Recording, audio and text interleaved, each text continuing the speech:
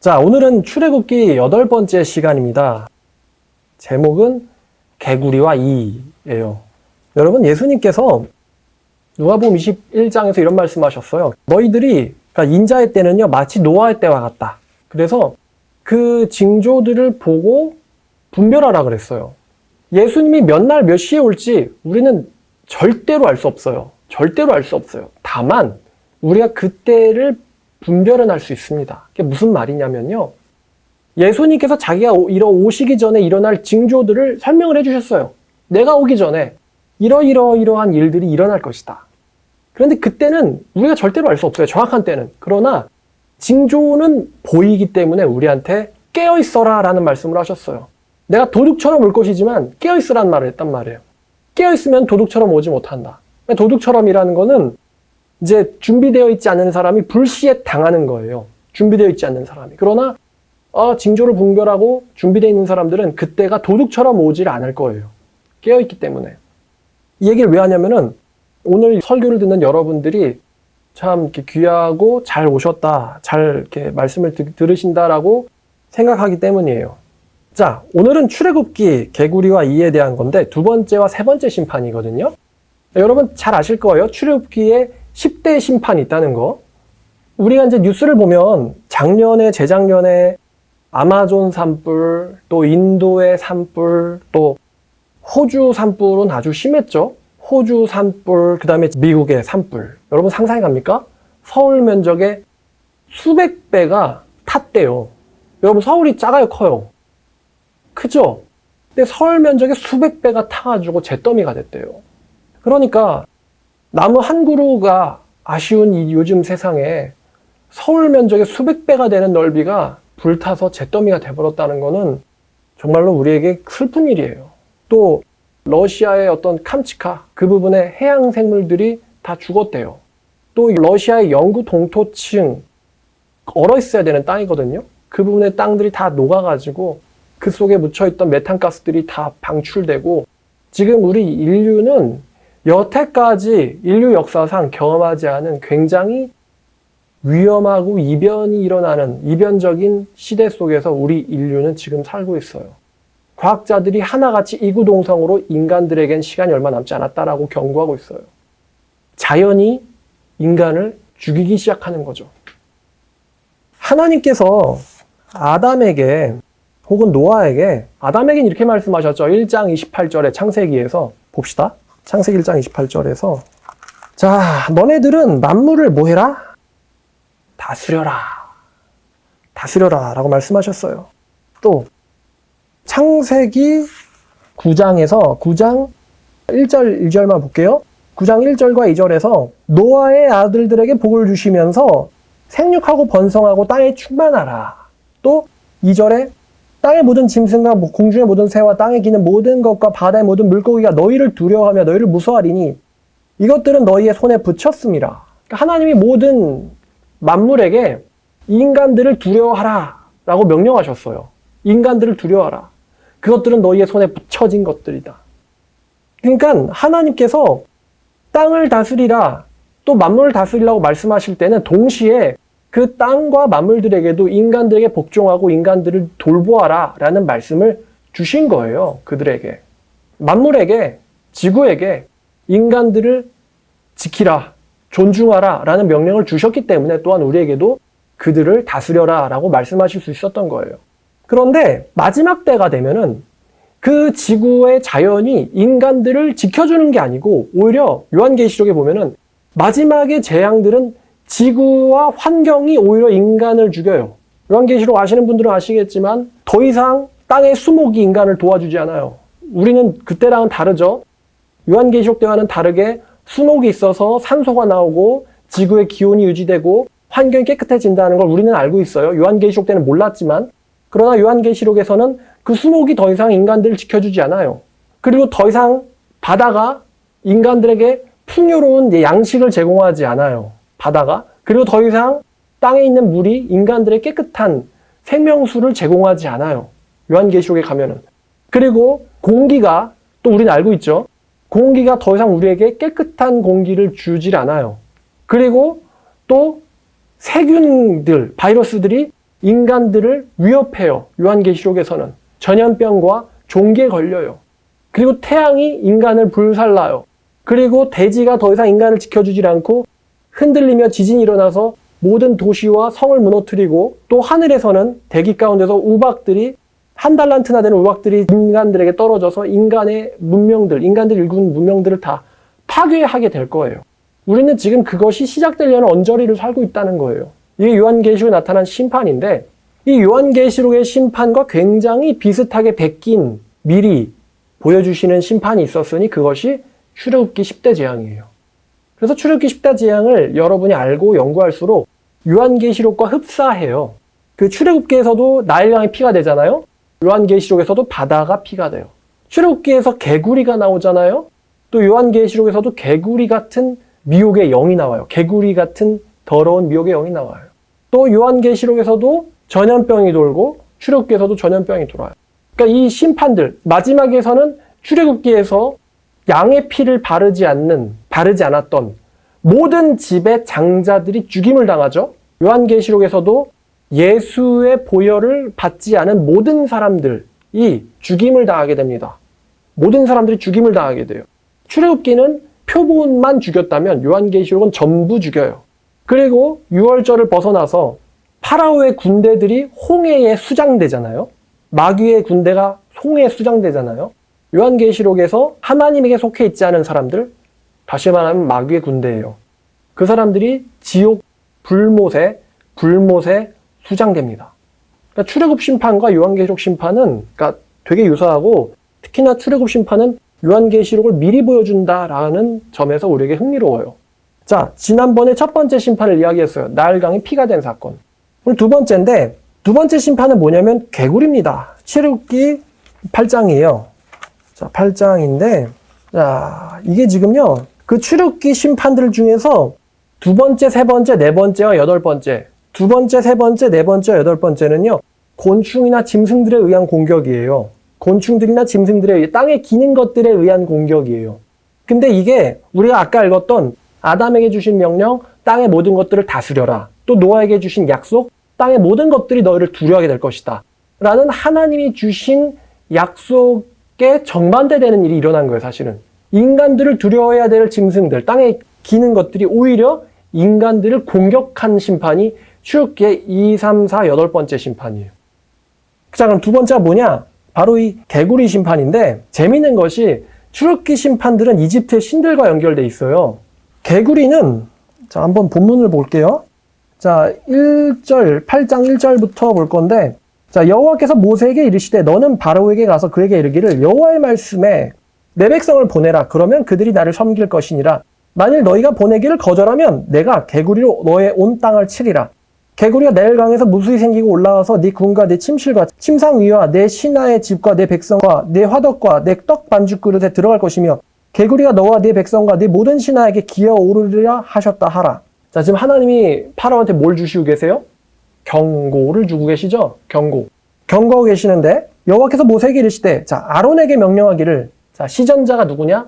아론이에요. 아론에게 명령하기를, 아론아, 너의 지팡이를 잡고 네 팔을 강들과 운하들과 모두에 펴서 개구리들이 애굽 온 땅에 올라오게 하라 할지니라. 아론이 애굽 물들 위에 그의 손을 내밀매 개구리가 올라와서 애굽 온 땅에 덮이니 요술사들도 자기 요술대로 그와 같이 행하여 개구리가 애굽 온 땅에 올라오게 하였더라. 바로가 모세 아론을 불러 이르되 여호와께 구하여 나와 내 백성들에게서 개구리를 떠나게 하라. 내가 이 백성을 보내리니 그들이 여호와께 제사를 드릴 것이니라. 모세가 바로에게 이르되 내가 왕과 왕의 신하와 왕의 백성을 위하여 이 개구리를 왕과 왕궁에서 끊어 나일강에만 있도록 언제 강구하는 것이 좋을지를 내게 분부하소서. 바로가 이르되 내일이니라. 모세가 이르되 왕의 말씀대로 하여 왕에게 우리 하나님 여호와 같은 이가 없는 줄 알게 하리니 개구리가 왕과 왕궁과 왕의 신하와 왕의 백성을 떠나서 나일강에만 있으리라 하고 모세 아론이 바로를 떠나 나가서 바로에게 내리신 개구리에 대하여 모세가 여호와께 간구하매 여호와께서 모세의 말대로 하시니 개구리가 집과 마당과 밭에서부터 나와서 죽은지라. 사람들이 모아 무더기로 쌓으니 땅에서 악취가 나더라. 그러나 바로가 숨을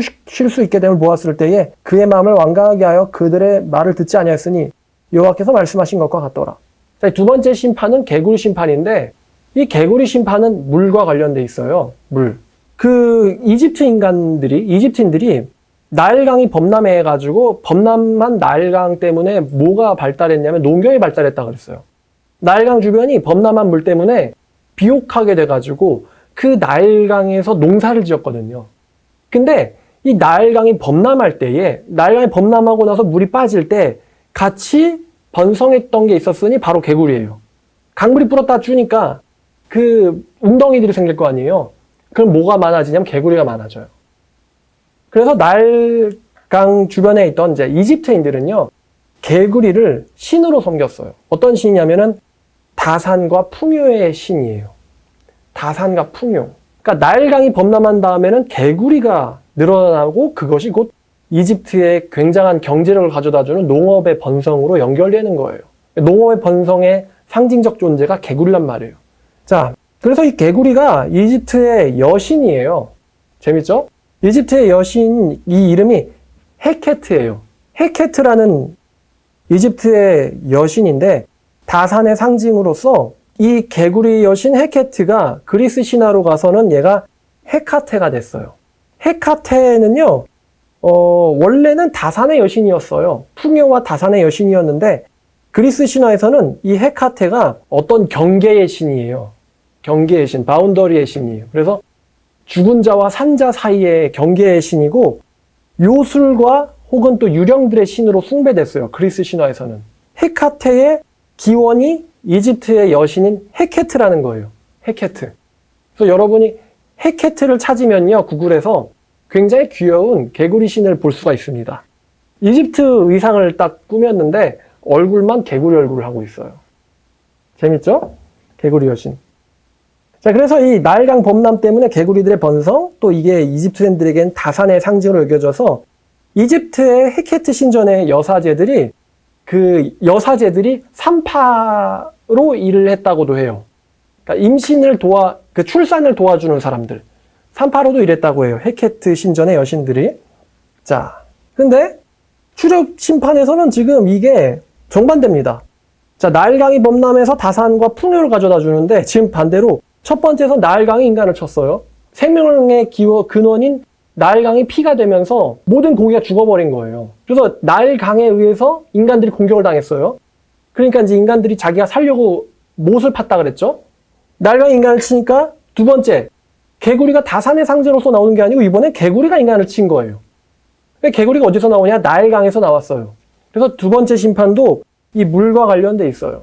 그리고 이제 찾아보진 않을 건데 시편 78편 45절이나 103편 30절을 보면은 이 개구리 심판이 하나님의 역사로서 언급돼요.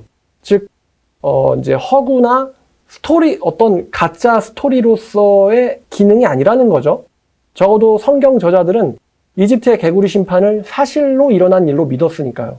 자, 근데 재밌는 거는 그 술객들, 요술사들이죠. 파라오의 요술사들이 자기들도 마술을 합니다. 마술을 했는데 지난번이랑 똑같아요.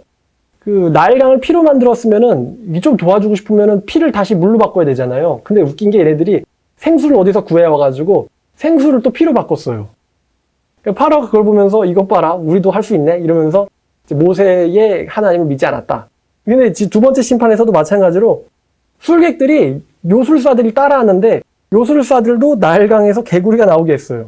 그러니까 요술사들도, 그러니까 이게 파라오가 개구리를 고통을 받잖아요. 그러면은 개구리를 더 늘어나게 해줘야 돼요? 아니면 개구리를 없어지게 해줘야 돼요?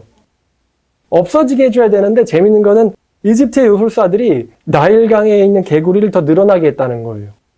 그러니까 결국 마귀는 파괴만 할 줄 알지 치유를 하지는 못해요. 마귀는 치유를 하지는 못해요. 자, 7절이죠. 요술사들도 자기 요술대로 그와 같이 행하매 개구리가 애굽 땅에 올라오게 되었다. 자, 근데 파라오가 보니까 개구리를 되게 싫어하나 봐요. 마실 물이 없어져도 눈 하나 깜짝 안 했던 파라오가 개구리가 늘어나니까 내가 얘네들을 보내주겠다 라고 바로 항복을 합니다. 항복을 해요. 재밌죠? 파라오가 개구리를 굉장히 싫어했나 봐요. 으악, 이게 뭐야? 자, 모세에게 말합니다. 내가 이 백성을 보내겠다. 그들이 여호와께 제사를 드릴 것이다. 모세가 파라오에게 물어봅니다. 내가 왕과 왕의 신하를 위해서 개구리를 언제쯤 없어지게 해줄까요?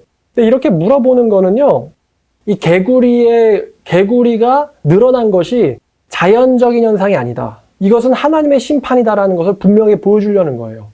그러니까 늘어난 것도 하나님의 심판이지만 하나님이 그렇게 하셨기 때문에 거꾸로 없앨 수도 있다. 언제쯤 없어지게 할까요? 그랬더니 파라오가 내일이라고 이야기를 합니다. 그럼 왜 내일이라고 이야기할까? 지금 당장이라고 얘기할 수도 있는데 아마도 파라오는요, 모세가 하나님에게 가서 기도하거나 이제 뭐 자기들처럼 뭐 제사를 드린다거나 빌어야 될 시간이 필요했을 거라고 생각할 수도 있어요. 내일이다. 그래서 모세가 알겠습니다. 그리고는 왕에게 우리 하나님 여호와 같은 분이 없는 줄 알게 할 것입니다. 라고 얘기하고는 모세가 파라오에게 내리신 개구리 심판에 대해서 여호와께 간구하며 여호와께서 그 개구리들이 집에서 나와서 죽게 했다라고 성경이 말하고 있습니다. 사람들이 그 죽은 개구리를 모았더니 악취가 장난 아니었대요. 코를 찌르는 악취. 자, 두 번째 심판입니다. 그런데 이제 15절을 보니까 파라오가요, 이 악취에게서부터 벗어나니까 다시 마음이 완강해졌대요. 그들의 말을 듣지 아니하였으니 여호와께서 말씀하신 것과 같았다라고 합니다.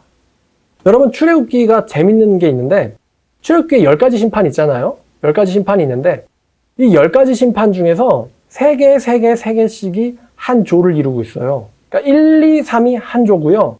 4, 5, 6이 한 조고요. 7, 8, 9가 한 조예요. 그리고 10번째는 마지막 심판이에요.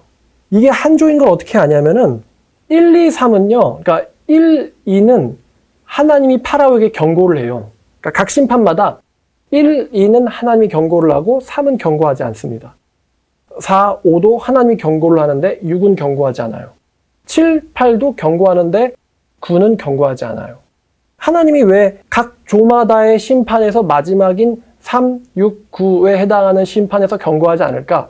제가 이 부분에 대해서 생각을 해봤는데 여러분, 이게 3개의 심판, 3개 조의 심판 1, 2, 3, 4, 5, 6, 7, 8, 9가 3개 조라고 했을 때 저는 이게 요한계시록과 연상이 됐어요. 점점점 심판이 갈수록 무서워집니다. 첫 번째는 물이 피가 되고 개구리가 올라오고 이가 생겨요. 근데 그 다음에는 파리가 나오고 가축들이 죽질 않나? 더 갈수록 불이 하늘에서 우박과 같이 내리고 온 세상이 흑암으로 변해요. 점점점 심판이 갈수록 무서워집니다. 근데 이 심판이 가면 갈수록 무서워지는 구조가 요한계시록의 인, 나팔, 대접 심판과 비슷해요. 여러분, 인심판은 전체의 4분의 1을 공격하는 심판입니다. 그러나 두 번째 사이클인 나팔 심판은 전체의 3분의 1을 공격하는 심판이에요. 그리고 마지막 계열인 대접 심판은 모든 피조물에 대한 심판이 대접 심판입니다. 그러니까 하나님의 심판이 요한계시록에서 인, 나팔, 대접으로 갈수록 무서워진단 말이에요. 영어로 하면 worse, 악화된다는 거죠. 마찬가지로 세계조의 심판이 점점 악화됩니다. 1, 2, 3, 4, 5, 6, 7, 8, 9, 그 다음에 마지막으로 10번째를 보여주시죠. 하나님께서. 그리고 각 심판은 마지막 3, 6, 9에 해당하는 심판이 경고 없이 일어나는데 저는 이 경고 없다는 게 요한계시록 8장입니다. 요한계시록 8장 1, 2절을 보니까 1절만 볼게요. 요한계시록 8장 1절을 보니까요. 일곱째 인을 떼실 때에 하늘이 반 시간쯤 고요하더니 라는 말씀이 있어요. 인심판에서 마지막 심판인 7번째 심판이 고요의 심판이었다라는 말이 나와요. 고요의 심판이었다. 그럼 왜 고요의 심판이냐? 이 고요의 심판은 제가 요한계시록에서 설명할 때 이렇게 설명을 했는데 왜 인심판의 마지막 심판이 인심판이 7번째 인이 고요일까? 그 이유는 이제부터 시작될 8번째의 다시 말하면 나팔 심판이 더 무섭거든요. 근데 더 무서운 심판이 시작되기 전에 고요함은요. 인간에게 경외를 일으켜요. 무언가가 굉장히 무서운 것이 시작되기 직전에 고요한 거. 적합한 단어가 폭풍전야라는 단어가 있죠. 폭풍전야. 이제부터 엄청난 것이 일어날 것인데 지금 이 순간에는 굉장히 조용한 거예요. 그래서 각 심판의 마지막 3, 6, 9번에 해당하는 심판들은요. 여호와의 경고가 주어지질 않아요. 자, 그리고 첫 번째와 두 번째 심판은 여호와의 경고가 있기 때문에 당연하겠지만 모세나 아론이 파라오에게 갑니다. 파라오 앞에 서라라든가 파라오에게로 가라 라고 하나님 말씀하시는데 3, 6, 9에는 경고가 없어요. 그러니까 모세와 아론도 파라오에게 가지를 않습니다. 3, 6, 9에 해당하는 심판도요. 자, 그럼 정말인지 한번 볼까요? 자, 두 번째는 분명히 경고를 했어요. 파라오한테 가라. 그런데 세 번째 심판이 뭐냐면은 이 심판입니다. 출애굽기 8장이에요. 자, 이 심판은요, 개구리가 물에서 나왔잖아요. 이는 어디서 나오냐면 땅에서 나옵니다. 땅에 있는 흙이 이로 바뀌어요. 16절을 보면은 여호와께서 모세에게 이르시되 아론에게 명령하기를 네 지팡이를 들어 땅에 티끌을 치라 하라. 그것이 애굽 온 땅에서 이가 되리라. 그들이 그대로 행할세. 아론이 지팡이를 잡고 손을 들어 땅에 티끌을 치매 애굽 온 땅에 티끌이 다 이가 되어. 자, 땅에 티끌이 이가 되어서 사람과 가축이 올랐다고 합니다. 잘 보면 아론과 모세가 파라오에게 경고를 합니까? 안 합니까? 안 하죠. 여호와께서 명령하시고 경고 없이 일어납니다. 온 가축에게 오르니, 자, 이 심판에 대해서 이것이 심판인 줄을 파라오의 요술사들은 감지를 합니다. 경고 없이 일어난 심판이었지만 감지를 해요. 요술사들도 자기 요술로 그같이 행하여 봤지만 하지 못하였다라고 합니다. 이를 만들려고 했는데 하지 못하였고 이가 사람과 가축에게 생긴지라. 그리고 요술사가 드디어 고백을 합니다. 파라오에게. 이것은 하나님의 권능입니다. 하였으나 파라오의 마음은 완악하여서 그들의 말을 듣지 아니하였다. 그래서 그들은 누구냐면 앞에 있는 요술사들이에요. 요술사들이 파라오에게 말했는데 파라오가 요술사들의 말을 듣지 않아요. 여호와의 말씀과도 같더라 라고 얘기합니다. 세 번째는 땅에서 시작됩니다. 땅의 티끌이 이가 됐어요. 이집트에서 이 게브라는 신이 있는데 이 게브는 땅의 신이에요. 땅의 신인데, 자, 이집트의 땅의 신인 게브. 근데 땅에서 뭐가 나왔냐면 이가 생겼어요. 첫 번째 사이클은 1, 2, 3의 마지막 심판인 세 번째 심판이 이 심판은요, 여호와의 경고가 없고 매우 간단하게 서술됩니다. 아마도 이제 그 다음에 시작될 네 번째, 그리고 일곱 번째, 그 다음에 정말 무서운 열 번째 심판이 일어날 전주곡이기 때문에 아주 간략하게 묘사되는 것 같아요. 요한계시록의 인심판과 비슷하다고 말씀드렸죠. 그리고 처음에 네 가지 심판이 원소와 관련이 있어요. 물, 흙, 공기. 이 심판은 흙과 관련돼 있어요. 흙, 땅의 흙, 티끌. 자, 그럼 이제 우리가 이런 질문을 할 수 있는데 왜 파라오의 요술사들이 세 번째 이 심판을 따라하지 못했을까에 대해서 추측입니다. 이런 해석이 가능한데 이 나일강은요, 이집트에 있어서 굉장히 종교적인 도구거든요. 번성과 어떤 신으로서 수상받기도 했는데 이 나일강과 관련해서는 요술사들이 친숙했을 거예요. 나일강의 신과 관련해서는. 근데 여러분, 이런 질문을 할 수 있잖아요. 분명히 세상에는 하나님이 한 분밖에 없는데 도대체 어떻게 파라오의 요술사들이 지금 이적을 행하잖아요. 지팡이를 뱀으로 만들기도 하고 물을 피로 만들기도 하고 또 개구리를 올라오기도 합니다. 아니, 모세는 하나님한테 능력받아서 그렇게 행한다 치고 파라오의 요술사들이 어떻게 이렇게 이적을 보일 수가 있었을까? 이런 질문 들잖아요. 근데 제가 이런 생각이 들었어요. 여러분, 한국 사람들이 귀신을 보면 뭘 봅니까? 한국 사람들이 귀신을 보면 뭘 봐요? 처녀 귀신 보죠? 아니면 한국인들이 이제 밤에 산에서 뭘 만난다 그래요? 방망이 들고 있는 도깨비 만난다 그러죠? 서양에서는 저승사자 한국 귀신이에요. 사신, 또 악마, 또 이제 호박. 왜 그러냐면은 귀신들, 다시 말하면 사탄의 영들은요, 그 시대와 문화에 맞게 나타나서 미혹을 해요. 그러니까 한국에선 호박 머리가 안 나타나는 거고 서양에선 도깨비가 안 나타나는 거예요. 요즘에는 과학이 발전했으니까 사탄이 그렇게 무식하게는 역사하질 않아요. 조사를 하면 다 나오니까. 그러면 사람들이 신을 믿을 거 아니에요. 그렇게 대놓고 일어나진 않아요. 지금도 뭐 무당들이 굿하거나 귀신 들린 사람이 종종 있긴 한데 가끔씩 보죠. 귀신 들린 사람들. 여러분 봅니까? 정신이 온전치 못한 사람들 가끔씩 보지 않아요? 자, 그럼 도대체 파라오의 요술사들은 이 나일강과 관련된 신적 제위의식에 친숙했던 사람들일 거예요. 그래서 나일강에서 일어나는 뭔가를 이 요술사들도 따라할 수 있었어요. 그리고 마귀도 권능이 있기 때문에 요술을 부립니다.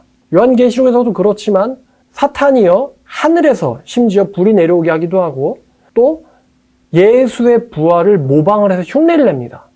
심지어는 전 이렇게 생각해요. 하나님을 만난 적 없는 가짜 목사도 아니면 사이비 교주도요, 병을 고치거나 귀신을 쫓아낼 수 있을 거라고 생각해요. 왜냐하면은 그렇게 해서 자기가 진짜인 것처럼 미혹하는 거죠. 얼마든지 마귀가 할 수 있어요. 여러분들이 어떤 이적을 본다고 해서 결코 그것이 하나님에게서부터 온 거라고 확증하면 안 돼요. 그 사람에게서부터 진리가 나오느냐를 따져봐야죠. 이적만으로 확증하면 미혹될 수 있습니다. 여기만 봐도 그렇죠. 그래서 파라오의 요술사들로 나일강과 관련해서는 어느 이적을 보입니다. 그런데 왜 세 번째부터는 흉내내지 못했을까? 여기에 대해서 이렇게 이제 생각할 수 있는데, 세 번째 재앙은 흙에서부터 시작됐단 말이에요. 근데 흙이요, 뭐랑 관련이 있냐면은 인간의 죽음과 관련이 있는 원소예요. 무슨 말이냐? 여러분 창세기 3장 16, 19절을 가면은 하나님께서 뭐라고 말씀하십니까? 아담한테. 자, 너는 흙으로 돌아갈 때까지 너의 얼굴에 땀을 흘려야 먹을 것을 먹으리니 네가 흙에서부터 취함을 입었음이라. 너는 흙이니 흙으로 돌아갈 것이니라 하시니라. 흙은요, 인간의 죽음과도 연결되어 있는 원소예요. 욥기 21장 한번 볼게요. 욥기 21장 26절을 보면요, 이 둘이 매 한 가지로 흙 속에 눕고 그들 위에 구더기가 덮이는구나 라는 인간의 장래와 관련된 말을 합니다. 흙 속에 눕고 그들 위에 구더기가 덮인다. 인간이 죽으면 돌아갈 곳이 어디라는 거예요? 흙이 그를 덮게 된다는 거죠.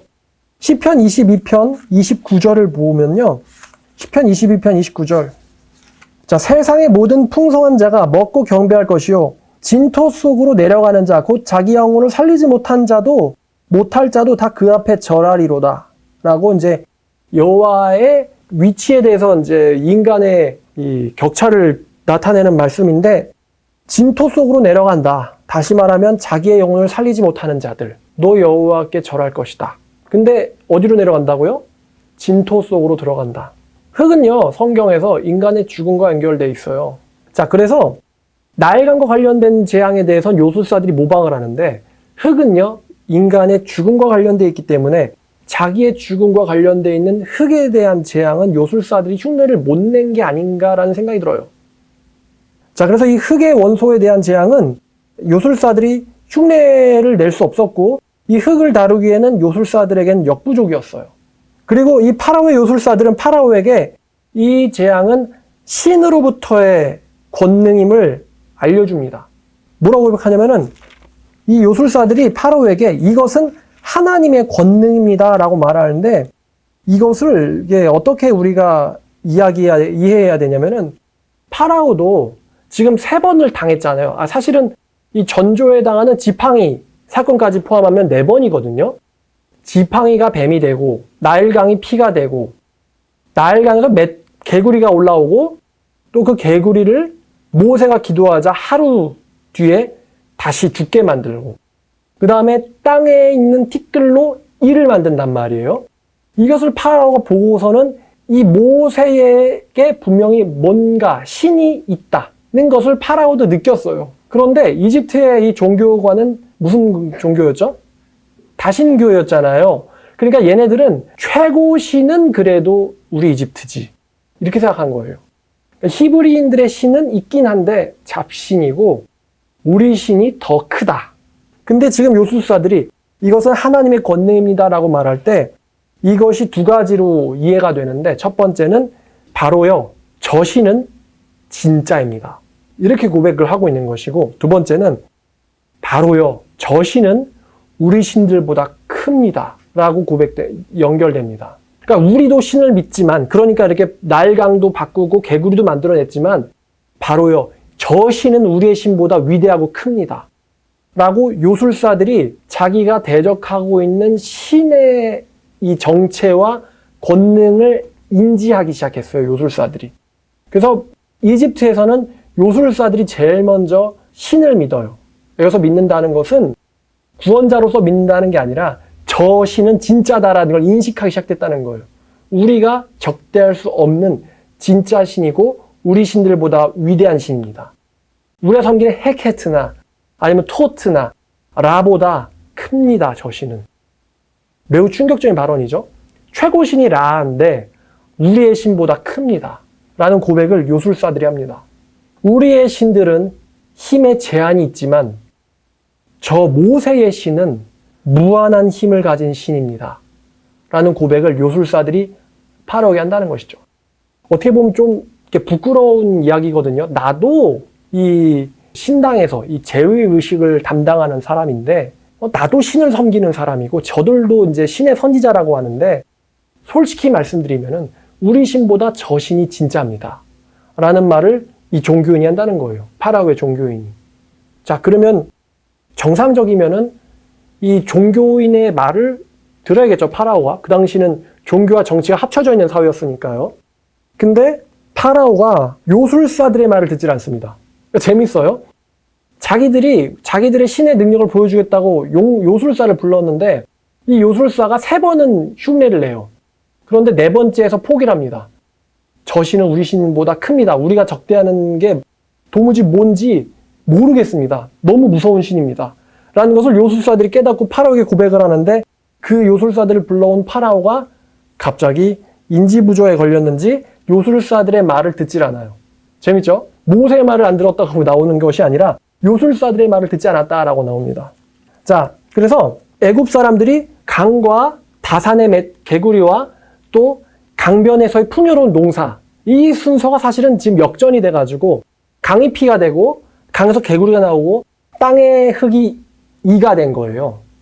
지금 하나님께서는 애굽에게 축복을 주던 애굽의 신들의 순서와는 똑같은 순서로 애굽을 친 거예요. 되게 흥미롭죠?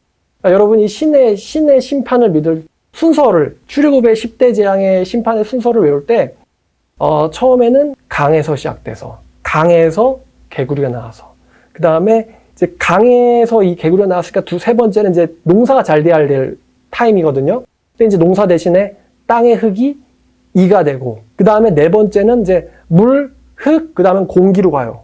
공기 중에 파리떼가 나오는 거예요. 파리신. 이런 순서로 이제 이 스토리로 외우면은 하나님이 왜 이런 순서대로 일으켰구나라는 게 연결이 되면 외워지겠죠? 피가 됨, 개구리가 나옴, 이가 나옴, 공기, 파리가 나옴, 파리떼. 이런 순서로 진행되고 있으니까 여러분들이 이렇게 공부해두면 좀 좋을 것 같습니다. 제가 이거를 어떻게 여러분들에게 외우게 할까를 이렇게 고민 중이거든요. 자, 다 되면 또 알려드릴게요. 오늘은 10가지 심판이 3개조씩 되어 있다. 그러니까 앞으로 이제 다음번에 4, 5, 6 할 텐데 4, 5, 6이 또 한 조예요. 그 다음에 7, 8, 9가 또 한 조예요. 그다음에 마지막은 10번째는 스페셜한 심판이에요. 유월절 심판이죠. 자, 오늘은 이제 2번째와 3번째를 했습니다. 자, 그래서 이제 이 심판이 우리에게 알려주는 것은 이집트가요, 자기들이 숭배하고 또 자기들에게 축복을 내리던 자연으로부터 오히려 재앙을 당하기 시작한다는 거예요. 나일강으로부터의 재앙, 또 나일 강변의 땅으로부터의 재앙을 당하기 시작한다는 거예요.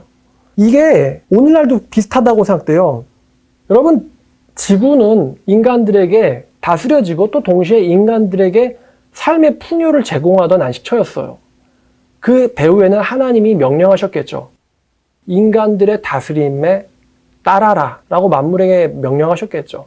그러나 인간에게 생명을 주고 또 풍요를 주던 자연이 점점점 바뀌어서 인간들을 공격하기 시작한다는 거예요. 할 수 있다는 것을 출애굽 심판을 통해서 보여주시는 거예요.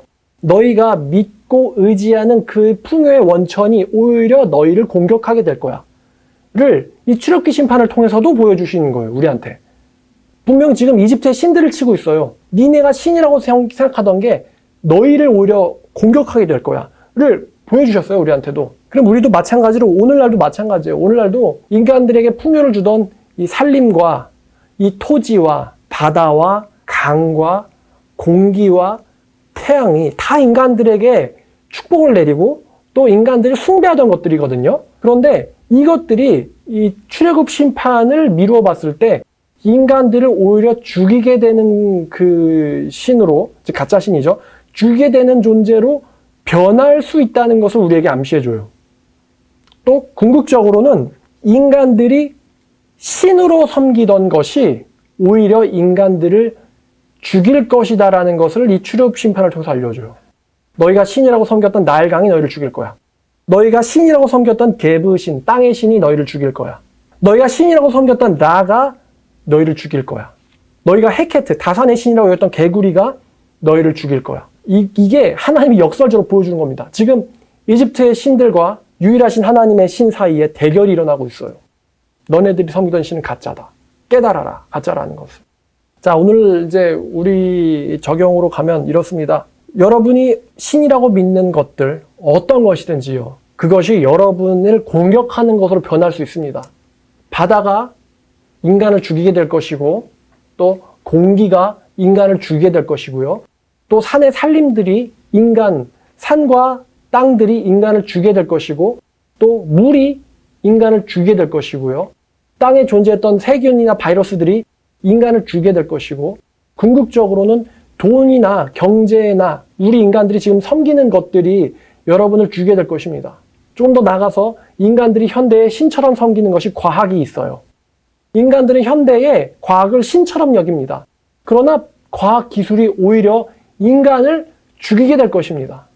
이럴 때 오히려 파라오의 요술사들이 파라오여, 이것은 진짜 신입니다 라고 자기들이 섬기는 신이 사실은 가짜임을 고백한 거예요. 부끄럽지만.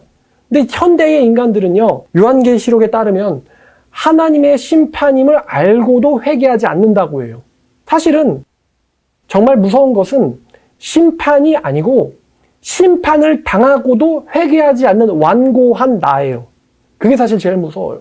심판을 당하고도 회개하지 않는 완고한 내가 제일 무서워요, 심판보다. 심판은 우리에게 참 하나님이 누구인지를 가르쳐주는 이 디시플린이라고 그러죠. 가르쳐주고 훈계하는 효과가 있어요, 심판은 우리에게. 그런데 마지막 심판 때의 인간들은 정신 차리지를 못합니다. 심판을 당하면서도 자기들의 죄악을 회개하지 않는다라고 계시록은 예언해요. 한번 봐야겠죠? 16장입니다. 자, 16장 11절. 아픈 것과 종기로 말미암아 하늘의 하나님을 비방하고 그들의 행위를 회개하지 아니하더라. 분명히 무시무시한 심판이 시작됐어요. 계시록에서는. 특히 16장에서는 출애굽기와는 비할 바도 없는 무서운 심판이 이미 중반에 접어들었는데, 심판을 당하던 사람들은 자신들의 행위를 회개하지 않는다라고 합니다. 제가 여러분들에게 질문을 할게요. 진지하게 생각해 보세요. 여러분들의 헤케트는 무엇입니까? 여러분들의 헤케트와 여러분들의 게브는 무엇입니까? 질문입니다. 이집트인들의 헤케트와 게브는 나일강의 개구리와 땅이었습니다. 그들에게 풍요를 주었기 때문이죠. 그러나 그것은 진짜 신이 아니에요. 그것들을 섬겼던 사람들은 오히려 여호와에 의해서 심판당했습니다. 그래서 제가 오늘날 여러분들에게 물어봅니다. 여러분들 마음속에 헤케트와 게브는 무엇입니까? 여호와를 가로막고 있는, 여호와를 바라보는 것을 가로막고 있는 여러분 속의 헤케트는 무엇입니까? 거짓신은 무엇이냐고 물어보는 겁니다. 지금 온 세상은 인간들이 처리할 수도 없는 수질오염, 공기오염, 토양오염, 또 지구온난화, 온갖 재앙들, 제가 땅에 의한 심판하니까 갑자기 후쿠시마가 떠오르더라고요. 자기들의 풍요를 약속하던 그 땅이 오히려 인간들을 죽인다. 후쿠시마가 떠올랐어요. 이거를 보면서. 같은 일이 반복되고 있는데 인간들은 하나님의 권능을 깨닫지를 못해요. 내 마음속 헤케트는 무엇일까? 내 마음속의 게브는 무엇일까? 나에게 풍요를 약속하는. 그런데 자연은 우리한테 경고합니다. 너희가 출애굽기에서만 보았던 그 전설 같은 일이 지금 너희 때에, 우리 때에 일어나고 있어. 여러분 다 마스크 썼잖아요.